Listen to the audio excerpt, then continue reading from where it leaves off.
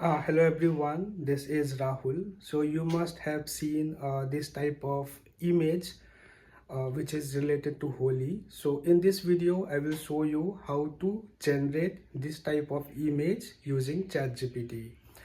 So for that, you have to open your ChatGPT and upload a photo. You can upload any of your face photo and paste a prompt. For example, I will show it for one. Here you can see the image is generated. So in this way you can generate many type of image that I will show you in my mobile screen.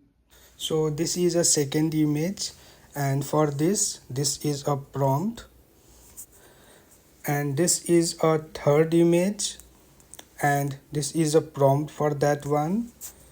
This is a fourth image, and this is a prompt for this one. This is a fifth image, and this is a prompt for fifth image. This is a sixth one, and this is a prompt for sixth one. And this is a seventh one, and this is a prompt for seventh one. So here you can see. So to get the prompt, either you can comment in my YouTube video just your username and a prompt number.